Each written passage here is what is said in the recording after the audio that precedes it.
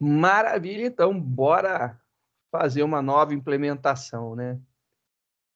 Eu vou fazer uma implementação e eu acho que essa implementação vai ser bem legal. Acho que vocês devem de gostar do resultado. Então, primeira coisa, eu vou versionar, né, salvar como, fazer uma versão diferente para o nosso objetivo. Eu quero agora lidar com arrays de strings. Então, a gente vai lidar agora com arrays de strings. Então, esse aqui vai ser o primeiro modelo com um array de strings, para a gente ver como que funciona. Só corrigir aqui. A gente já viu com tipo primitivo, objeto, e vamos ver aí com strings. Vamos começar a nossa brincadeira com strings. Para fazer o array de string, a gente vai seguir mais ou menos essa ideia. E o que eu quero pesquisar não é a maior carga horária. Eu quero pesquisar qual que é o maior nome. O nome que começa com a letra mais alta do alfabeto, né? Alguma coisa do tipo.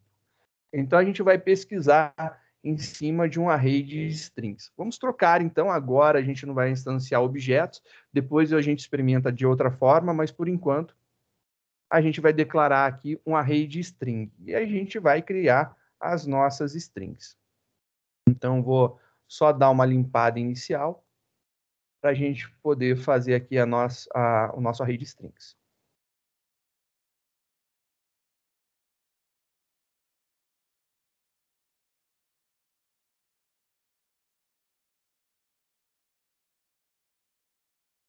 Vou fazer algumas trocas só para a gente bagunçar, para não ficar na ordem, né?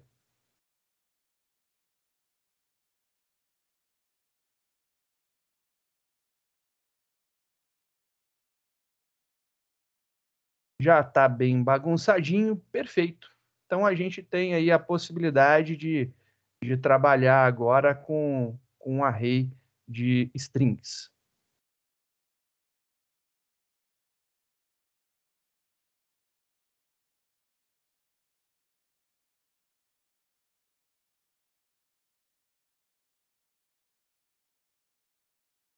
Opa, ó que bonito.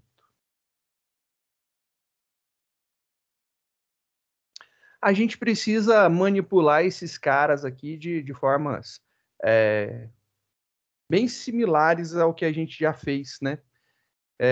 Então vai ficar bem tranquilo de trabalhar. Então a gente tem aqui os nomes dos professores.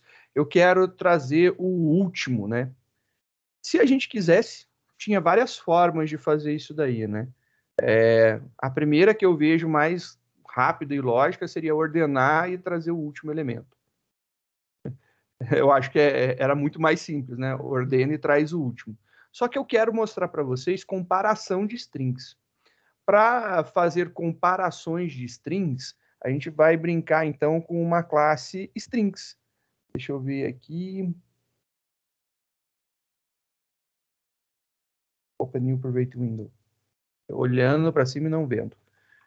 Vamos ver Java Doc String. A classe String tem algumas coisas bem legais para a gente manipular. Então, a gente vai trabalhar em cima do que ela pode nos fornecer. Ela tem algumas formas de comparação das coisas, né? Então, a gente pode comparar algumas coisas com string. Vamos ver o que ela nos provê de comparações possíveis, né? Então, vamos lá nos métodos. O char@at seria uma possibilidade interessante. Se eu pegasse o primeiro caractere de cada uma das strings, eu poderia verificar qual que era o maior. Então, o primeiro caractere de cada uma delas, é uma que você pode guardar no coração, é uma possibilidade de utilização, porque ele retorna um valor do caractere numérico, né? A representação numérica do caractere na tabela ASCII, então dá para fazer dessa forma. O problema é que se a gente tiver, por exemplo, duas pessoas que começam com a mesma letra, e aí você teria que implementar para ele ver o resto. E aí acabou de ficar tão simples, né? Já deixou a simplicidade de lado e não ficou legal. Vamos ver. A gente tem o compare to, que ele compara com a string com uma outra string e ele devolve um inteiro, né? Olha lá, compara duas strings lexicograficamente. Opa! E aí, o que ele faz, né? Vamos dar uma olhada nesse compare to aqui. Ele compara duas strings lexicograficamente, e aí, na verdade, ele está fazendo isso daqui, ó. Olha que da hora, ele vai comparando caractere a caractere. Vai comparando caractere a caractere. Então, fica bem interessante de fazer essa brincadeira com ele. Por quê? Ele já trabalha com a comparação caractere a caractere que a gente tinha pensado, né? Então, isso aqui já facilita muito a nossa vida. A gente não precisa implementar esse cara. Vamos ver o retorno dele, né? Ele retorna 0 se as duas strings forem iguais.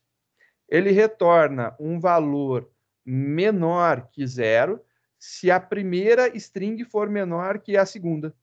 E ele retorna um maior que 0 se a primeira for maior que a segunda. Né? Então, ele vai retornar um valor positivo quando a segunda for maior. Né? A primeira menor negativo, se não positivo. Então, ele vai fazer esse esquema daí. Vamos testar esse cara e vamos ver o que tem de interessante dele. Eu acho que ele é uma boa jogada para a gente brincar. Então, tem o compare. Então, o compare to dá para fazer essa implementação. A gente tem o compare to ignore case. E esse cara é interessante. Porque o compare to ignore case, o que ele faz? Ele joga todos os caracteres para o mesmo case. Então, isso daí faz com que eu não tenha problemas de comparar, por exemplo, letras maiúsculas com letras minúsculas. Porque o A maiúsculo tem diferença para o A minúsculo, né? Então a gente vê lá o valor do A maiúsculo, o valor do A minúsculo, e aí por isso vai dar diferença nas nossas classificações. Então tem o compare to ignore case, que ele funciona similar ao compare to, porém ele faz uma traquimanha de jogar tudo no mesmo case. Então ele joga todas as comparações para dentro do mesmo case e resolve a nossa vida quanto a isso, né? Então, ele já faz essa modificação que eu acho que facilita. Então, essa daí é uma brincadeira interessante. Vamos começar, então, nossas modificações. A gente vai ter que modificar o nosso imprime. Vamos ver lá o nosso imprime, então. Ele está imprimindo professor. Eu tenho que mudar para ele imprimir string. E aí, agora, ele vai fazer o mesmo esquema. Vai imprimir um por linha, por exemplo. Então, com isso daqui já funciona o nosso imprime. Ele já faz a modificação, itera cada elemento do vetor, imprimindo cada nome em uma linha. Então, beleza, já vai fazer aqui a impressão de cada nome numa linha. Vamos continuar vendo aqui. Ele já tem aqui o problema do busca professor. Olha lá. O busca professor, busca maior. Quando eu passo a lista dos nomes dos professores, esse cara daqui está na expectativa de receber um professor, e não é um professor, é uma string. Então, maravilha, esse cara recebendo uma string. Se eu comparar isso daqui, agora ele vai ter um problema, porque eu estou utilizando aqui o método get, né, para fazer a comparação da carga horária. A gente não está mais lidando com comparação de cargas horárias. A gente quer ver quem é o professor com o maior dos nomes, né? Falando em questões de ordem alfabética, né? Qual é o último nome da lista, por exemplo. Então, esse cara daqui já não vai funcionar. Então, esses dois aqui, já estou arrancando, não funcionará. Se eu fizer a comparação simples desta forma, olha o problema que eu tenho. Eu vou compilar esse cara daqui. Ele vai dizer que ele não pode aplicar esse operador, que é o operador maior, entre os tipos que nós temos aqui. Ele não consegue verificar se uma string é maior que outra. Para tanto, eu tenho que fazer o uso do meu método de comparação. Então, vou fazer o uso do meu método de comparação. O nome do método de comparação é ponto compare to, vou usar o ignore case. Ignore case. E aí ele vai verificar se esse cara é igual. Só que esse retorno daqui, só lembrando, ele é inteiro, né? Lembra lá, ó, ele retorna um valor negativo, zero ou um valor positivo. São os três retornos possíveis, né? E aí ele vai ter um valor dizendo que ou o primeiro é maior, ou são iguais, ou o segundo é maior. Então, a gente pode fazer essas comparações daqui com agora. Isso daqui vai resultar para a gente, só diminuir um pouquinho aqui, uma comparação. Se eu achar que o primeiro seja maior, né? Eles não são iguais, que ele seja maior que zero, e aí, como ele falou ali, eu tenho zero se são iguais, menor que zero ou maior que zero. Eu não sei o que eu tenho, né? Eu não sei se vai dar menos 1, menos 2, menos 10, menos 157. Não sei qual que é o valor que ele vai me dar. Ele simplesmente vai retornar um valor positivo ou um valor negativo quando elas não forem iguais. Então, por isso, já estou fazendo a comparação. Vamos testar aqui com o maior que zero. Compilei. Agora já está funcionando, então a gente fez algumas simples modificações. Eu gosto muito dessas modificações, que elas são bem pequenininhas, mas elas fazem uma diferença considerável, né? A gente trocou por string, e depois a gente trocou o método de comparação, né? Então a gente colocou um compare to ignore case aqui, mas ainda o resultado disso ainda é um resultado inteiro, então ele precisa ainda ser comparado. Então, comparado ali depois. Compilado e executando, vamos ver aqui, ó, que legal. O maior dos nomes é Joséverson. E se eu quisesse achar o menor dos nomes, né? Coloquei aqui, ó, menor. Vou compilar. Rodar. Menor dos nomes, Albertino. Então, isso facilita a nossa vida pra caramba. A gente pode fazer comparações e achar o maior dos nomes, né? Só corrigir o que está aqui, o valor do maior, o maior nome, né? Não em tamanho, né? Mas em ordem alfabética.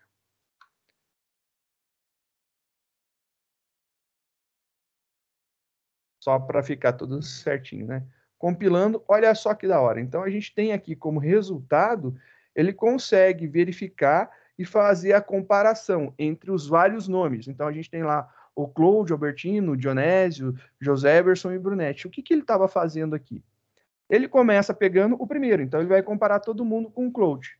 Ele vai pegar e comparar. Albertino é maior que Claude? Não, não é. Então ele não faz nada.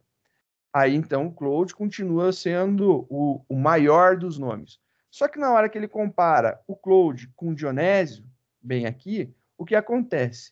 D é maior que C, né?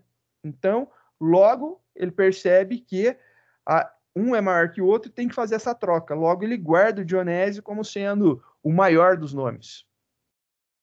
Agora você pode ver que ele vai comparar o próximo. Então ele vai comparar quem ele acha que é maior por enquanto, que é o Dionésio, com o próximo, que é o Joséverson.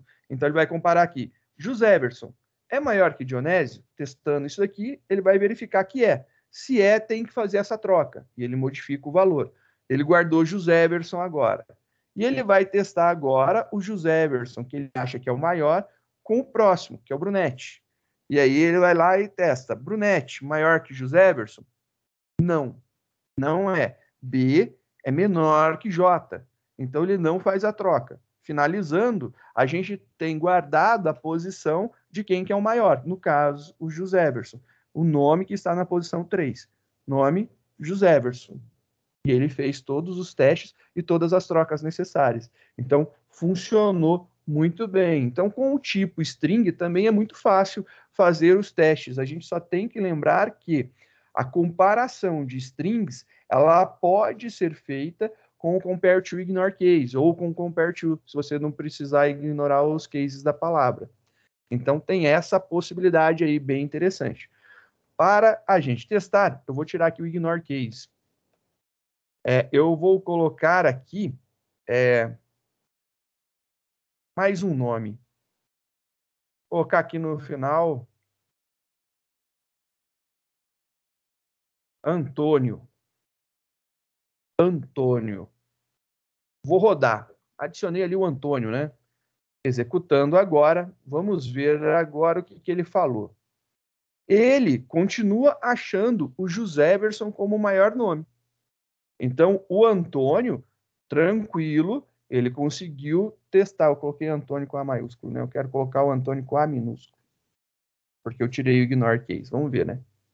Agora sim, com A maiúsculo estava certo. E agora o Antônio é quem tem o maior nome. Aí a pergunta fica bem esquisita, né? Mas caramba, Antônio foi seu primeiro, mas o Antônio, né? Foi o de maior nome, ele é um dos primeiros, né? Sim. Só que você tem que lembrar que as letras maiúsculas, ela na tabela ASCII, ela vem primeiro que as letras minúsculas. Então, o A maiúsculo vale mais que o Z. O A minúsculo vale mais que o Z maiúsculo, né? Então, você pode ver assim, a última maior das letras maiúsculas vale menos que a menor das letras minúsculas. Então, sempre virá na frente os maiúsculos e depois os minúsculos. Esse é um problema que a gente tem por causa da tabela ASCII.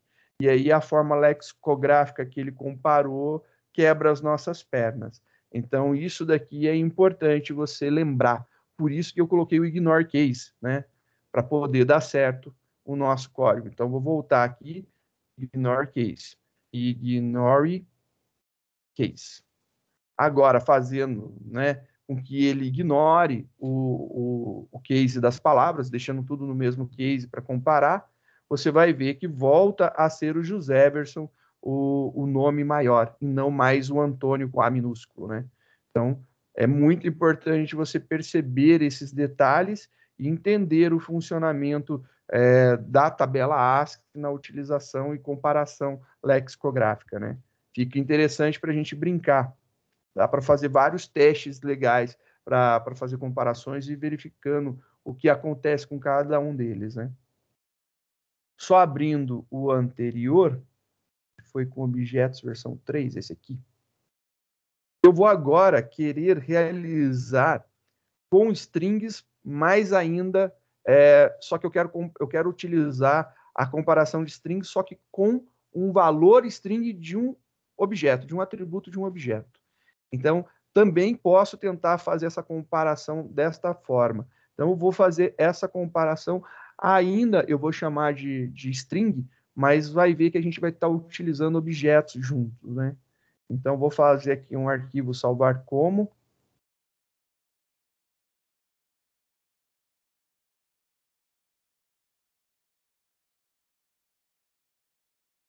Agora, busca da maior carga horária, ainda estou usando busca da maior carga horária, né? Agora o maior nome. Faz sentido eu estar fazendo tudo errado. Aí, Lerdo, beleza. Vou corrigir esse negócio aqui. Um nome grandão, mas pelo menos você vai entender o que eu estou fazendo. Agora, eu vou só mudar a ordem novamente. Vou bagunçar essa ordem de alguma forma, para que a gente possa verificar se realmente faz sentido, se ele consegue mexer de alguma forma interessante, né? Acho que já está legal, já está bagunçado, só tirar aqui uma vírgula e tira essa. Vamos corrigir aqui. 4, 3, 2, 1, 0. Só para a gente ter esses caras funcionando. Então, se eu rodar do jeito que está, a gente vai ter que obter como resposta quem está na posição 1, né? Dionésio. Ele tem que dar essa resposta. Do jeito que está, é isso daqui. Então, rodando esse cara, a gente vai ter Dionésio, carga horária 64. Agora, se eu quisesse buscar o nome do professor, o maior dos nomes dos professores. Então, é a mesma coisa, a gente está passando a mesma informação, só que o nosso objeto de busca mudou, né? Então, o que nós estamos comparando não é mais as cargas horárias, mas sim os nomes. Então, a gente tem que pegar os nomes. Então, get, nome, get, nome. Só que se eu comparar, novamente lembrando, se eu tentar comparar string com string, ele vai dizer que esse operador, o maior, não pode ser utilizado para fazer a comparação deles. Logo, eu tenho que pegar e colocar lá um ponto, compare to. Vou já colocar o ignore case, e aí ele vai comparar com a parte de baixo. Só que essa comparação daqui vai me retornar um número, e eu tenho que comparar com esse número. Isso daqui que eu tenho que fazer. Eu estou comparando um com o outro, né, verificando se um é igual ao outro. Se for igual, para mim não interessa. Se o primeiro for maior, ele vai fazer a troca. E agora, olha lá, vamos ver o que acontece. Rodando. A resposta foi José Everson, carga horária de 30. Então, eu achei a pessoa com maior nome, não maior carga horária. Lembro, então, que a gente pode fazer a aplicação do compare to em qualquer coisa, né? Então, eu posso comparar qualquer coisa que seja string, eu posso usar. Isso vale também para quando você transforma um objeto em string através do toString. Às vezes, você pode querer fazer uma comparação completa, né? Por exemplo, se a tua resposta comparativa lá, a tua saída, conversão string do teu objeto for todos os campos, e você quiser comparar se os dois objetos são idênticos, você pode fazer o compare to com os dois toStrings. Sem problema nenhum. Desde que contenha todos os valores, ele compara, né? Funcionaria muito bem a comparação, aí ele daria a resposta para verificar se os dois são idênticos. Isso é uma possibilidade. A única coisa que eu ressalto que deve tomar cuidado é os valores numéricos, né, que principalmente com casas decimais, porque pode ter aqueles ajustes de 0,0001 se for alguma coisa calculada, né? Principalmente quando você usa a conversão de float para double, se tiver, ou algum cálculo matemático para obter a resposta. Por incrível que pareça, você pode ter problemas de precisão na multiplicação, divisão de alguma coisa, e aí pode não dar a resposta ideal que você queira. Mas, tirando isso, era uma possibilidade fazer a comparação jogando tudo para string e beleza, uso o compare to para fazer a verificação de quem é maior de quem é menor. Então, é uma vertente interessante para a gente brincar, né? Acho que dá para fazer várias possibilidades de testes e verificações e brincadeiras que, no meu ver, são bem interessantes. Eu, pelo menos, eu gosto dessa possibilidade da gente poder comparar. Mas até o momento, né, eu estabeleci que eu queria que fosse procurado. Então, até agora, neste momento, eu estabeleci a regra do que seria procurado. Então, o que seria procurado? Eu quero achar o maior elemento.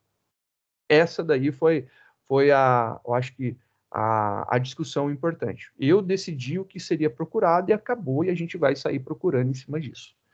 É interessante essa ideia, sim, porque facilita para a gente. Mas e se eu não soubesse o que eu estou procurando? Como eu pedi para procurar um maior nome, ou a maior carga horária, ou, sei lá, maior idade, maior peso, menor, não importa, maior ou menor, é fácil dentro de um conjunto, né? Eu pego o primeiro e comparo com os demais e já era. Agora, tem um outro problema que eu quero trazer para você. E se eu tenho um conjunto de dados, e aí eu quero verificar se algo existe lá dentro desse conjunto de dados. Agora é diferente, mudou um pouco, né? Eu vou ter que começar da primeira posição, indo até o final, mas eu vou pesquisar algo que eu vou passar como parâmetro. Então, a gente vai fazer algumas pequenas modificações para que a gente possa pesquisar alguma coisa dentro do nosso conjunto de dados. Eu vou iniciar o processo por tipos primitivos. Então, eu fiz agora um processo de buscar o maior, então a gente buscou o maior, e agora eu quero buscar simplesmente. Fazer uma busca simples, linear. Então, vou transformar o algoritmo de busca da busca da maior carga horária, né, nos primitivos, eu vou agora permitir passar a informação do que eu quero pesquisar dentro desse conjunto de dados. Então, vou fazer essa modificação. Vou abrir aqui o do primitivos, lá, busca maior carga horária dos primitivos, está lá, e aí a gente vai começar a brincar com esses carinhas aqui. Esse daqui é o busca primitivos, né, que a gente chama rede inteiros, e agora eu tenho lá meu conjunto de dados e eu quero pesquisar um valor dentro desse conjunto de dados. É esse o objetivo. Eu não quero saber quem que é o maior, eu não quero saber quem que é o menor, eu quero achar um valor dentro deles. Então, a gente vai seguir essa ideia. Vou pegar esse cara aqui, vou dar um arquivo salvar como. Então, agora vai ser uma busca, chamar de busca linear. É uma busca em linha, sequencial, né? Então, uma busca linear de carga horária com valores primitivos. Então, é isso que eu vou fazer agora. Não é mais buscando o maior dos valores. Eu vou buscar um valor de forma linear dentro do meu conjunto de dados e eu quero trazer a ocorrência dele, dizer se ele está lá, sim ou não, né? Quero trazer isso daí. E para dizer se ele está lá sim ou não, eu devolvo qual que é a posição que ele está. Vou fazer aquela limpezinha básica aqui, ó lá. Maravilha.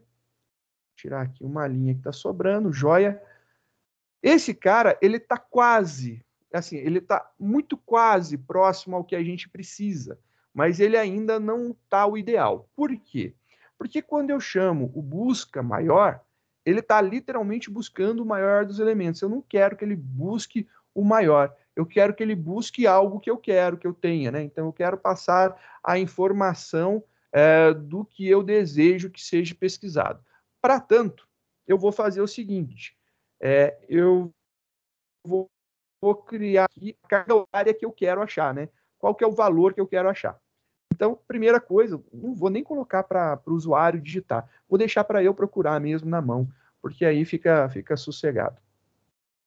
Vou mudar esse nome daqui porque é busca maior, não é maior, né?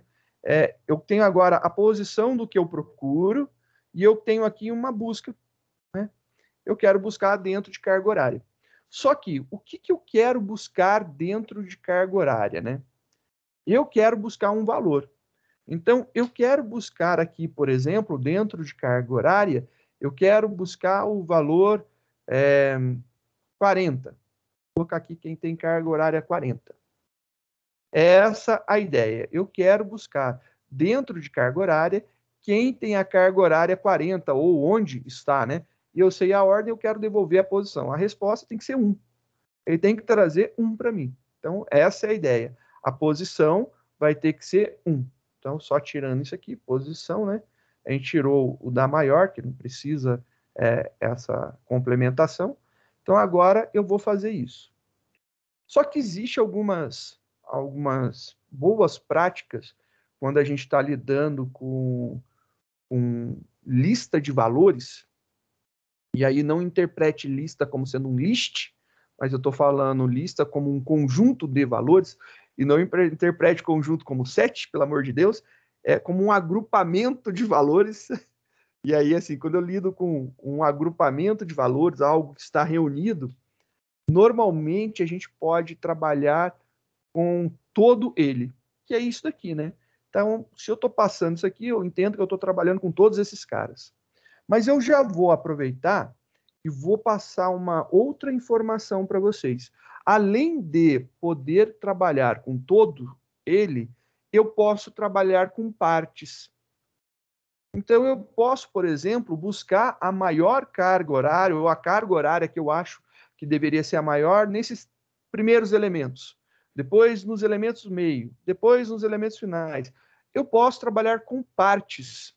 Então, para que isso daqui fique possível de ser trabalhado com partes, eu já vou implementar algumas coisas para facilitar.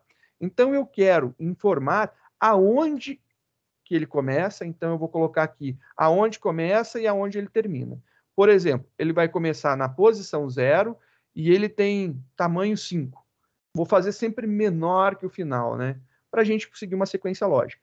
Então, nesse cara daqui, do jeito que está, eu estou escrevendo aonde ele vai começar, Estou começando aqui. Até onde que ele vai? Excluso. Então, ele começa incluso, termina excluso, ou seja, é menor que, e esse aqui é maior igual, começa aqui, vai até menor que. E eu quero procurar o valor 40, eu quero que ele me devolva um destes valores possíveis. Então, ele vai me devolver 0, 1, 2, 3 ou 4. É isso que eu quero que ele me devolva. Então, fica bem legal a fazer essa montagem, né? Vou preparar, então, para que a busca tenha essa característica daqui.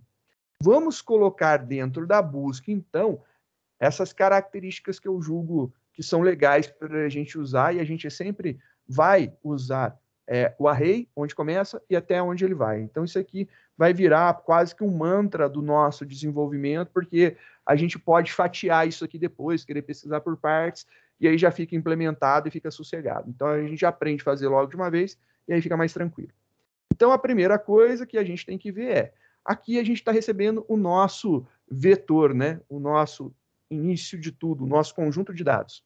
Eu preciso agora dizer aonde que ele começa, então vou chamar aqui de início.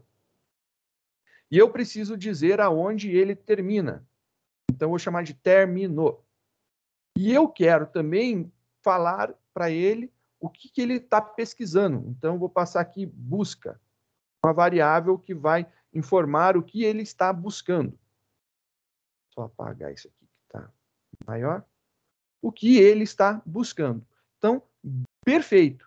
O meu método de busca retornará a posição do vetor, começando no início, indo até o término, e ele vai indicar aonde está o que eu estou procurando, o que eu estou buscando.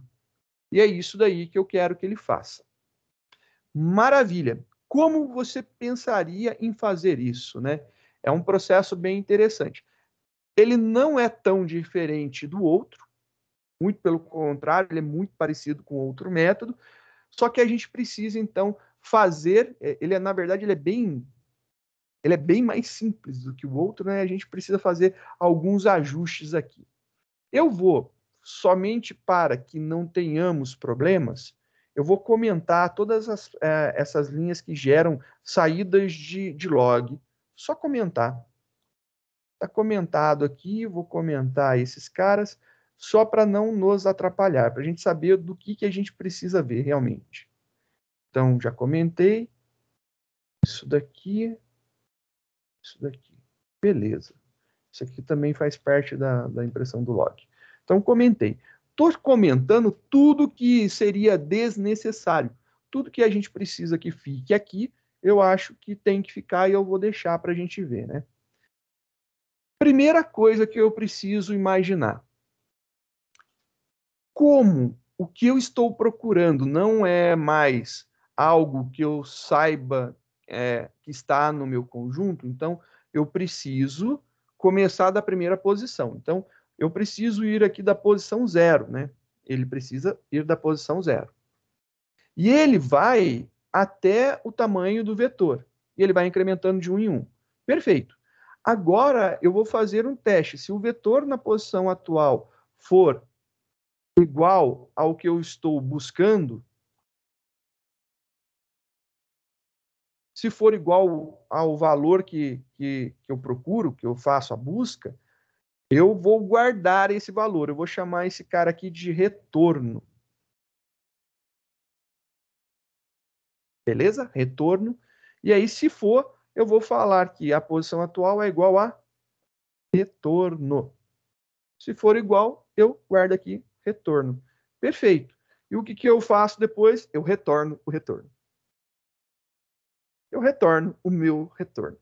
Então, visualmente, agora ficou bem simples. Ó, é um laço, eu criei uma variável retorno igual a 0. Eu vou de 0 até o tamanho final do meu vetor. Eu estou verificando se cada uma das posições é igual ao que eu busco. Se é, eu guardo essa informação. Se achou essa informação, eu vou lá e retorno ela. Perfeito. Olha só que legal. Compilei. Tem que arrumar o nome da classe, é óbvio, né?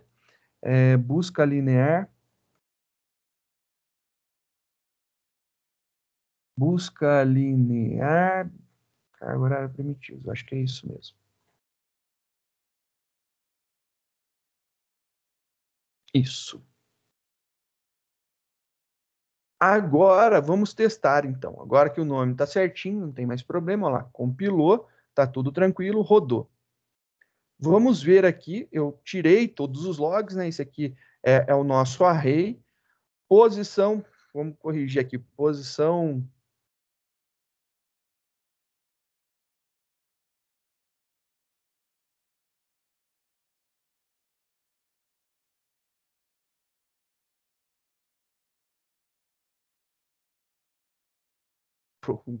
procurado. Então, eu vou imprimir a posição. Então, vou mostrar aqui o valor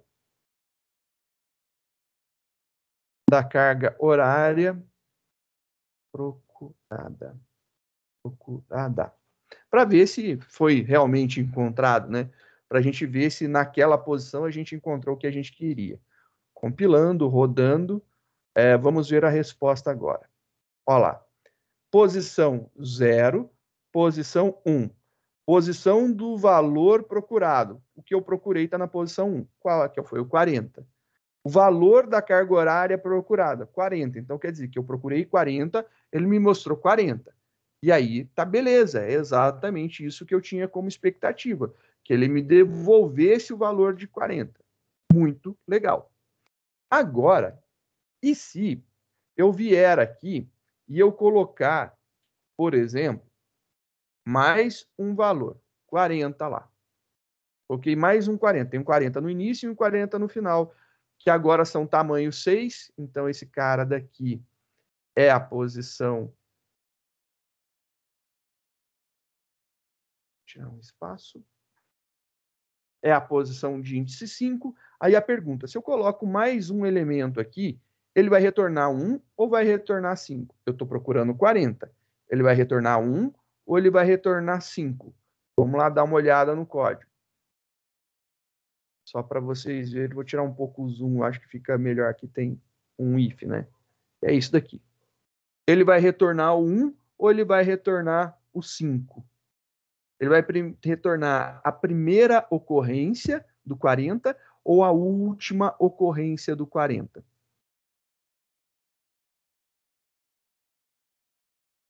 Chutes? Dúvidas? Bora testar, então. Compilando, executando, ele trouxe a última ocorrência. Então, ele disse que 0, 1, 2, 3, 4, 5. E o 5 é a posição aonde encontra-se o 40. Ele trouxe a última ocorrência do 40. E aí vem as perguntas, né? E se eu não quisesse retornar isso daí? Eu quisesse retornar a primeira ocorrência? Como que eu poderia fazer? É um primeiro problema que a gente tem que resolver. Se eu quero retornar a primeira ocorrência do valor, o que eu preciso fazer, né?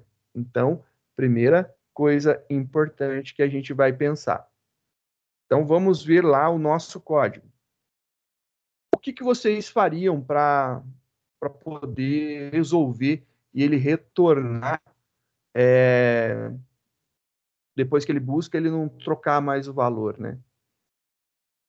Eu penso em várias possibilidades, né?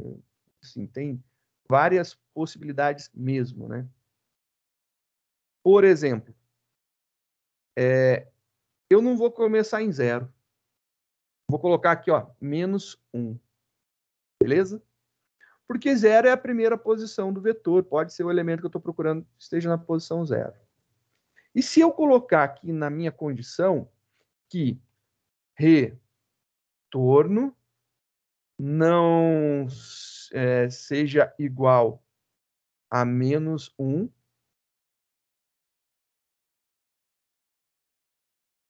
e vetor igual a busca. Estou fazendo duas comparações. Eu estou verificando se o retorno é igual a menos 1 e se o valor que eu estou procurando é o que está ali naquela posição. Se isso for verdade, ele atualiza, o retorno deixa de ser menos 1, e aí, beleza, olha lá, compilando, rodando, e aí ele traz para a gente quem está na posição 1. É uma possibilidade. Então, a gente tem essa primeira possibilidade. Só para a gente deixar esse cara daqui um pouquinho mais tranquilo, para todo mundo ver todas as possibilidades, né? Eu vou voltar ao que era.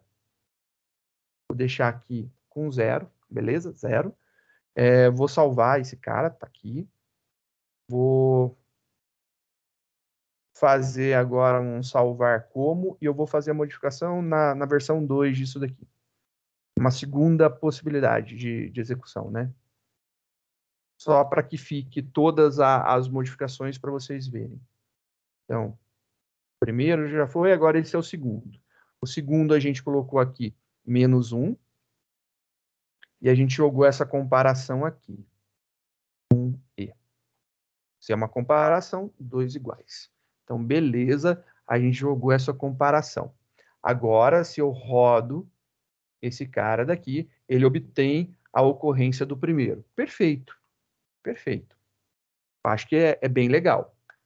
Tem algum problema ainda quanto a isso? Não, acho que agora a gente conseguiu solucionar bem os nossos problemas. Eu gostaria de, nesse momento, deixa eu abrir o outro, né? Versão... Esse cara aqui. Esse aqui foi o primeiro que a gente fez. Eu gostaria de implementar algumas coisas, né? De fazer algumas demonstrações. Então, vamos supor, eu quero agora pesquisar da posição 2 até a posição 5, para ver se ele vai trazer o 5 para mim. Então, eu vou colocar aqui, ó, da posição 2 até o 6. Então, do 2 ao 6. Quero ver se do 2 ao 6 ele retorna o 5 para mim como resposta. Então, compila, executa, e ele trouxe bonitinho, olha lá, posição 5. E aí você fala, deu certo, então tá funcionando. E eu falo para você, não sei se tá funcionando de verdade. A única forma que eu tenho de saber se esse cara tá funcionando de verdade, se isso daqui tá sendo funcional, é executar no segundo. Porque o segundo, ele tem os mesmos valores, a gente vai colocar aqui de 2 a 6. Então, vou colocar aqui de 2 a 6, porque ele vai trazer a primeira ocorrência. Então, esse aqui funcionará. Então, se eu compilar e executar, ele está trazendo quem está na posição 1. E aí, olha lá, ele está trazendo quem está na posição 1. Então, o nosso código não está funcionando. Ele tem um bug bem bonitinho, bem simplesinho de ser resolvido. Porque eu coloquei esses valores para indicar onde ele inicia e esse daqui para indicar onde ele termina, correto? Olha lá.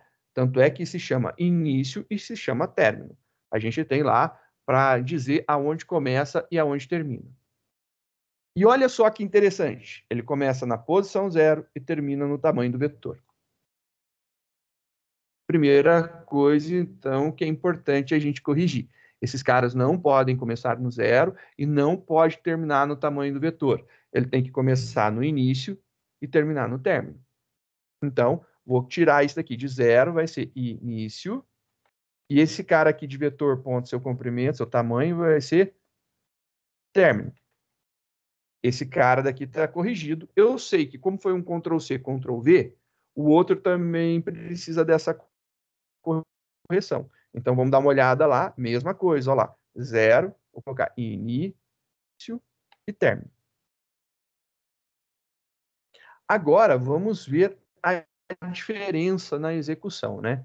Vamos ver se tem alguma diferenciação. A gente continua indo do 6, do 2 ao 6, olha lá, do 2 ao 6, procurando o valor 40. Então, vamos executar o primeiro, que ele permite ver várias ocorrências, né? Então, executando aqui o primeiro, compilou, rodou, e aí você vai ver que esse cara está mostrando, sim, o valor que eu estou procurando está na quinta casinha, então 0, 1, 2, 3, 4, 5. Então, ele achou aqui no número 5, índice 5, e é o valor 40. Então, beleza, tá certinho. Vamos ver a segunda. Compilando, executando, Olha lá que legal, ele também achou na posição 5. Então, quer dizer que o nosso fatiamento, a gente está fazendo lá um corte no nosso vetor, agora está funcionando. Tanto está funcionando que eu vou mostrar um problema que a gente tem. Então, vamos lá no primeiro e eu vou modificar. De 6, eu vou colocar 5. De 6, também vou colocar 5. Então, os dois, eu estou fazendo aí a modificação. Agora, compilando esse cara, compilou, executando, ele disse o seguinte, que o valor procurado por mim, eu procurei 40, está na posição 0. Só que na posição 0 tem o 16. E aí ele mostrou que o valor da carga horária que era procurada é 16, e não é. Aí a gente tem um probleminha. Olha lá, ele está mostrando que a posição é 16, que é 0, tem o valor 16. Só que tem um outro detalhe muito importante. Eu estou indo do índice 2 ao índice 5. Eu estou procurando dentro desses valores que eu selecionei aqui. Então, dentro desses valores selecionados, então, da posição 2 à posição 5, ele falou que o valor que eu estou procurando está fora dessa faixa. Ele começou no 2, deveria ir até menor que o 5. Ele achou esse cara no 0, que está fora da faixa que eu estou procurando. Então tem alguma coisa realmente muito errada aqui. Então esse cara está com algum bug, tem algum bug muito estranho acontecendo. Vamos ver agora o que vai acontecer com o nosso segundo algoritmo, que a gente fez umas correçõezinhas, né? Compilando, executando. Olha só que lindo que ele mostrou para a gente. Ele mostrou agora a posição do valor procurado, menos 1. O array começa na posição 0, então não temos negativos. Logo, a gente ganhou uma exceção, que é o array index out of bounds. A gente tentou achar uma posição, que é a menos 1, que fica fora dos limites do array. E aonde esse índice menos 1 aconteceu, né? Ele foi identificado na linha 25. Linha 25, essa linha de impressão. Ok, a gente acabou de ter uma resposta menos 1. E o que foi essa resposta menos 1? Essa resposta menos 1, ela é uma resposta interessante. E o que ela quer dizer? Ela quer dizer que o elemento que a gente procurou, então o valor que a gente procurou, esse cara daqui, não existe nessa faixa de valores. Então vamos lá, ó, entre esses valores daqui, ó, começa no 2, 3, 4, menor que 5. Então, é o 4, 64 e o 30. Eu estou procurando 40. O 40 existe nestes valores que eu tenho selecionado aqui? Não. Se não existe, ele retorna menos 1 para mim. Perfeito. Ele está retornando menos 1.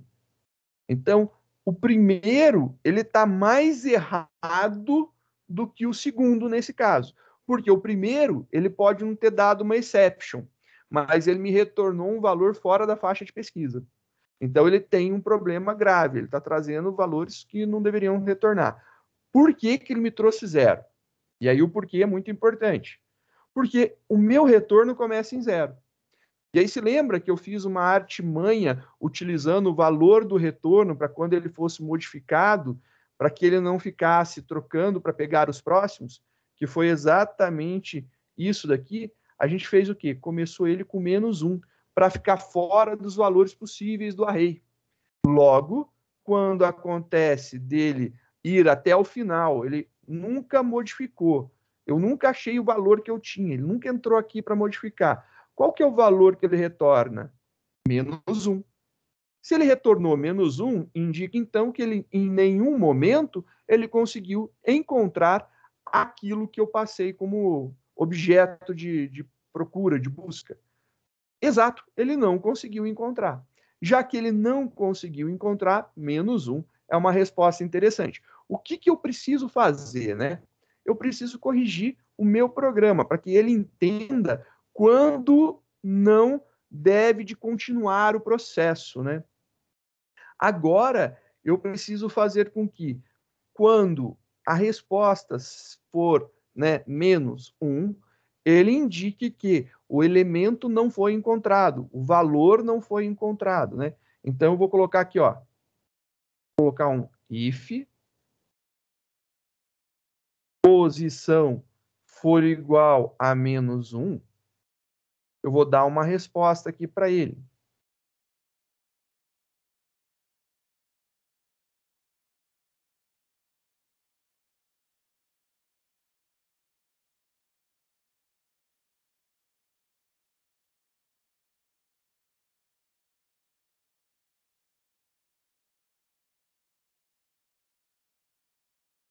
Elemento não encontrado no vetor.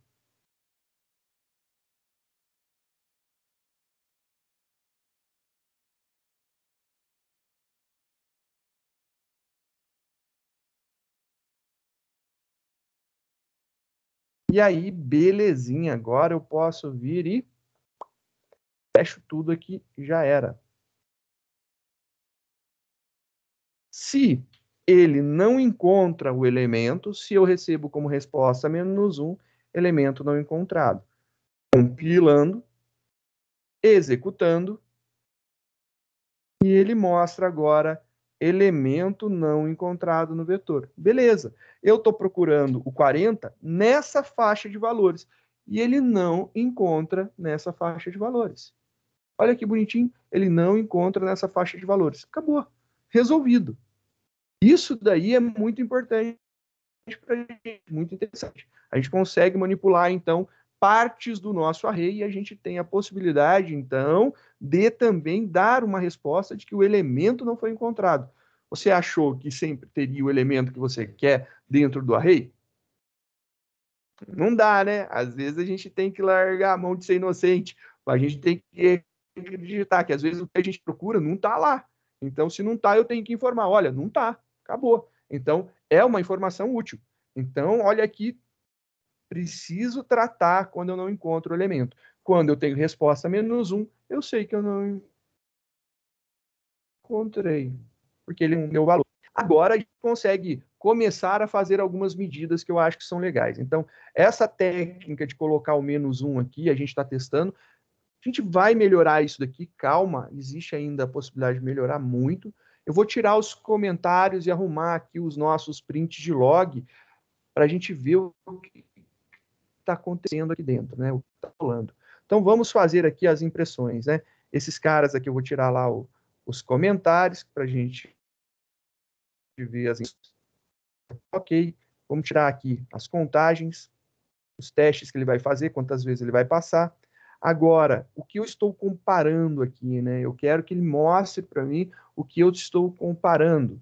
Então, na verdade, a minha comparação, o meu teste que eu estou fazendo, é se o vetor na posição atual é igual à minha busca, o valor buscado. Então, se for igual à busca, né? E agora eu vou imprimir estes valores, é isso que eu quero que saia aqui, a impressão destes valores. Então, ele vai ter aqui um igual, e agora eu vou colocar aqui a minha busca.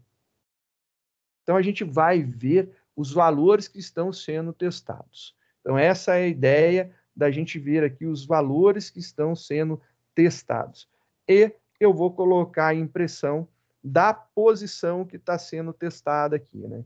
Então, só para a gente saber qual que é a posição, e aqui a gente vai verificar qual posição nesse momento está sendo testada.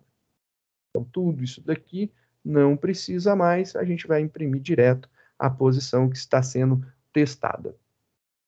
A gente ainda vai ver aqui quantas vezes ele entrou para fazer as trocas. Depois, a gente vai dizer que o retorno recebeu aqui o valor atual.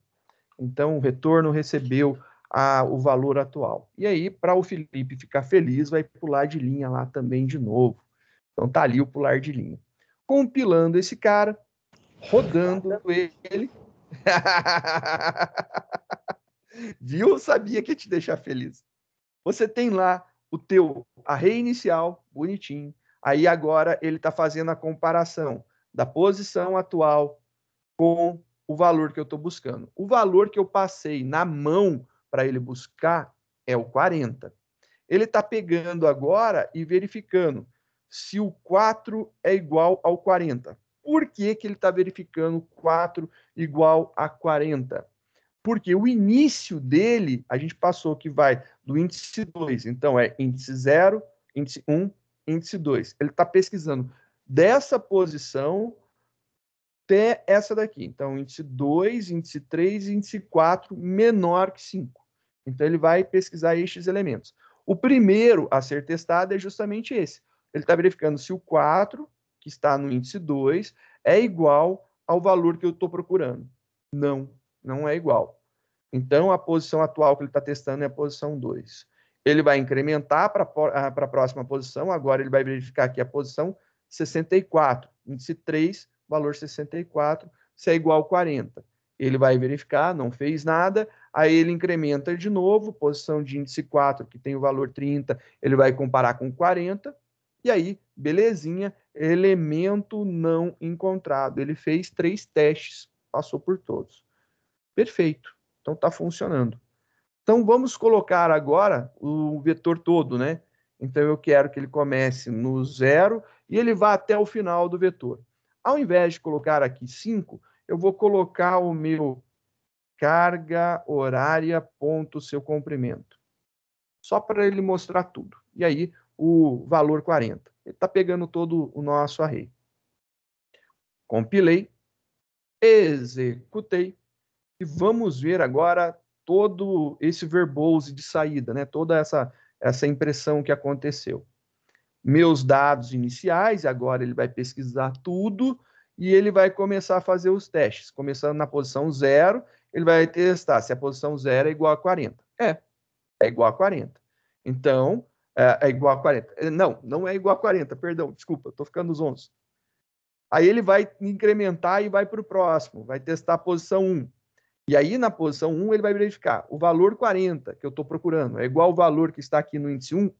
Os dois são iguais, são idênticos. Beleza, maravilha. Ele guardou dentro do retorno a posição 1. Ele deixou de ter o retorno menos 1 e guardou a posição 1. Então, no meu retorno, agora tem o valor 1. O valor 1 é diferente de menos 1. É diferente de menos 1. Logo, ele, mesmo sendo igual a qualquer outra ocorrência, ele não vai entrar dentro do meu if de teste, que foi o que a gente colocou aqui, né? Se o nosso valor de retorno for igual a menos 1, ele entra. Se não for igual a menos 1, ele não vai entrar. E aqui agora ele deixou de ser menos 1. Por isso, ele garante a localização da primeira ocorrência. Então, só por conta de modificar o valor de retorno, deixando ele de ser menos 1, a gente fez garantir, né, que ele não iria procurar até a última ocorrência. Mas beleza, perfeito. E olha só o que aconteceu. Aí ele testou o 4, então ele fez o teste com o 4, ele fez o teste com 64, ele fez o teste com 30, e quando ele comparou com o 40, ele não entrou por conta de já ter um valor modificado. Então ele fez o teste, você pode ver que ele não entrou, né? Que a gente tem aqui uma modificação, né? Quando ele faz a entrada no if, deixa de ser colchetes e vira chaves aqui na troca, né? Então ele não fez aquela troca de valor do retorno. Por isso, a posição do valor procurado está no índice 1, o valor procurado 40, ele fez 6 testes e apenas uma troca. E aí a gente consegue ver isso daí. Esse algoritmo, ele tá legal, tá funcionando. Tanto é que se eu procurar valores que não existam, então, por exemplo, vou executar aqui para ele procurar com o 140, né? Eu vou colocar aqui para ele procurar 140, que é uma carga horária que não existe dentro das cargas horárias que eu tenho. Executando, ele vai dar uma resposta que ele fez 6 testes e não fez nenhuma troca, ou seja, ele não conseguiu encontrar o elemento. Então, o elemento não encontrado no vetor. Perfeito. Agora, o que a gente pode imaginar de problemas que a gente teria nesse código daqui? Se eu tivesse 1 milhão de elementos, quantas vezes, por quantos destes elementos, ele passaria para procurar o valor 1. Alguém pode me dizer por quantas vezes eu tenho agora, não mais um vetor de 6 elementos, eu tenho um vetor de 1 milhão de elementos. Eu estou procurando o valor 1. Você não sabe quais são os elementos que tem dentro do vetor. Você pode me afirmar quantas vezes, por quantos elementos ele vai passar, por quais elementos ele vai passar? A resposta é que você pode afirmar. Você pode. Você pode afirmar. Por todos, por quê? Quase todos, no caso, não. Ele vai passar por todos. Um específico, ele passaria por todos. Ele vai, independente se ele acha ou não, ele vai passar por todos. Porque o que a gente fez aqui foi colocar esse teste no if. Então, o teste no if faz com que ele fique procurando o elemento, ele fica procurando o elemento, só que aí agora, esse laço, quando ele achou, modificou, ele vai deixar de fazer a modificação das próximas ocorrências, porém, ele vai passar pelo vetor todo. E isso daí é um problema gigantesco para a gente. Por quê? Num vetor que tem 1 milhão de elementos, se o elemento que eu estou procurando o elemento 1, por acaso ele esteja na primeira posição, por quantos elementos ele vai percorrer? Por todos.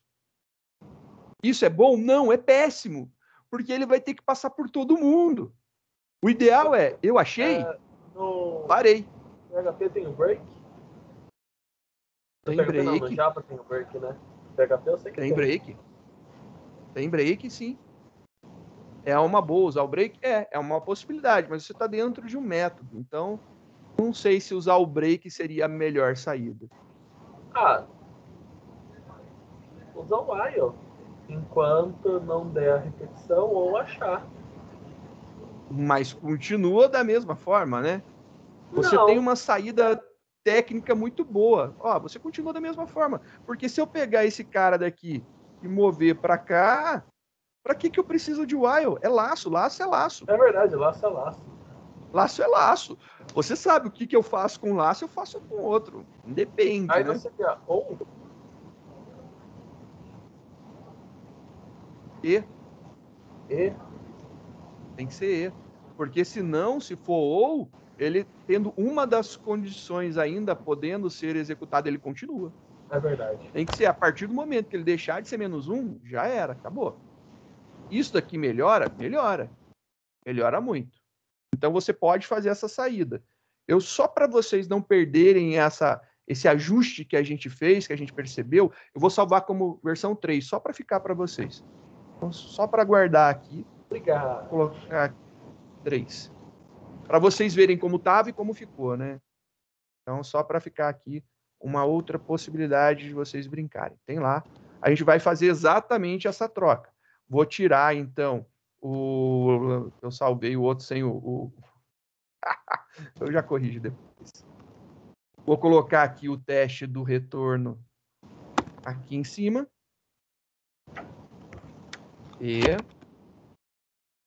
Maravilha, eu posso fazer isso.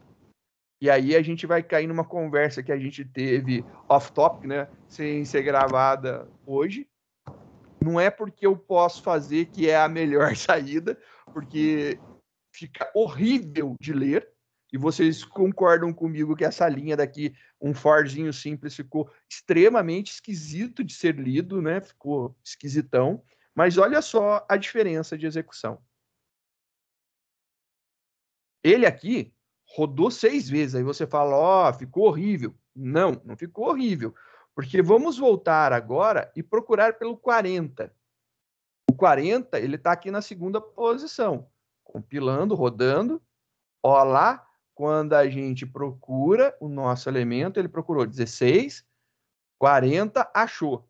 Achou, ele devolveu. Ele parou de procurar. A partir do momento que ele encontra o que ele estava procurando, ele para de executar a pesquisa. Então, isso daí já é a primeira forma da gente otimizar a pesquisa linear. A pesquisa linear, ela vai elemento após elemento, um depois do outro, até o final.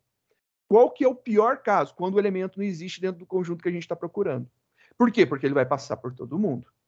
Qual que é o melhor caso? Quando o elemento está na primeira posição. Do mais, ele vai até encontrar o elemento. Encontrou o elemento, ele para de executar, seja onde ele estiver. Então, essa daí é uma saída muito legal. Só que, novamente, eu vou falar para vocês, ó, vou reforçar. Não é porque eu posso fazer assim que é a melhor escrita, é a melhor forma de se fazer. Não é porque eu posso fazer dessa forma que é a melhor forma de ser feita. Então, eu vou mostrar para vocês uma possibilidade interessante. Então, vou mostrar uma possibilidade. Isso aqui já está salvo, vou dar um salvar como, salvar aqui uma outra modificação, só para mostrar uma outra possibilidade. Então, qual é a melhor forma? Não sei, às vezes você tem que experimentar, testar. Então, vamos testar várias formas e ver o que a gente tem de melhor resposta. Vamos ver agora o que acontece. Eu estou utilizando uma variável aqui para fazer esse controle. Eu não quero mais utilizar essa variável. E aí você fala, nossa, você não usará mais essa variável? Não, não quero usar mais essa variável. Arranquei ela dali. Logo, eu não tenho mais isso daqui. Então, isso daqui deixou de existir. Eu estou fazendo a parte de log, imprimindo o que eu quero. E olha só o que eu vou fazer. Eu vou pegar esse return e vou colocar ele aqui.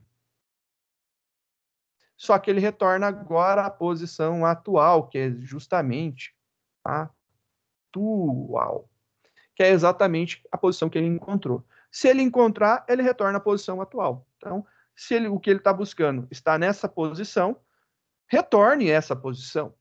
Né? Se o que eu busco está na posição atual, retorne à posição atual. É isso que está fazendo aqui. Se ele passar por esse laço todo e não retornar nada, o que ele tem que me devolver? A gente combinou -1. Então eu deixo o return -1 ali, porque se ele rodou, chegou até o final, não encontrou o elemento, retorna -1. Acabou. Então, fica mais tranquilo dessa forma. Também é uma possibilidade. Executando esse cara, a gente tem aí também um ganho performático. Ele testou, achou, beleza, caiu fora. Na hora que ele achou o que ele estava procurando, ele já caiu fora. Lembrando que ele fez aqui o primeiro teste, o segundo teste, ele encontrou o que ele queria, ele caiu fora. Se ele não encontrar o que ele queria, então, sei lá, 409. 409 não é uma carga horária que tenha dentro do nosso conjunto de dados.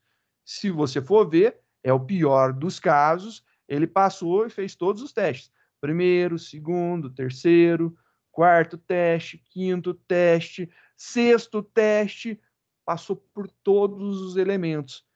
Elemento não encontrado. Pior dos casos que a gente poderia imaginar, então, é não ter o elemento dentro do conjunto de dados que a gente está procurando. Melhor dos casos, ele está na primeira posição. E aí, os casos médios são encontrados em qualquer uma das posições intermediárias, né? Então, a gente tem essa possibilidade daí.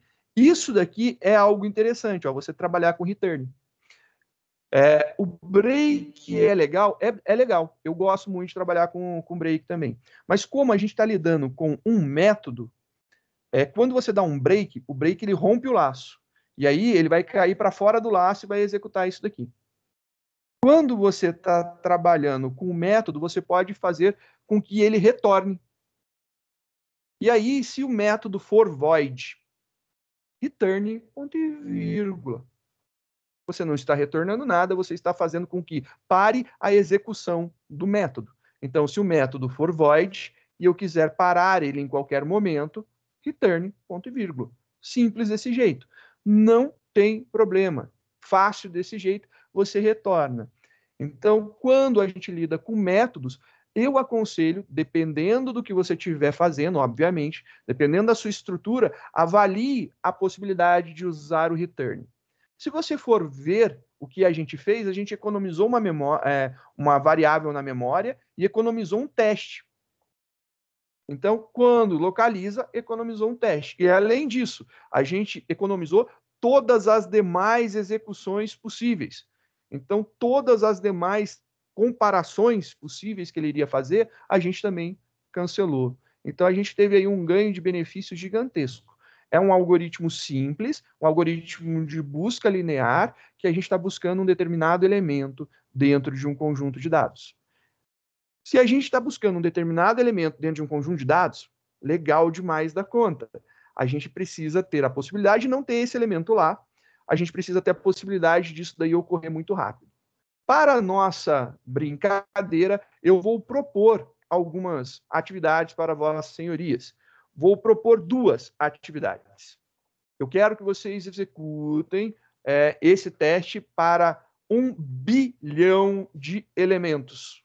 1 bilhão de elementos. 1 bi. Primeiro teste. Segundo teste, eu quero que seja implementado não para tipo primitivo, mas para objeto. E aí eu quero que você localize um objeto específico.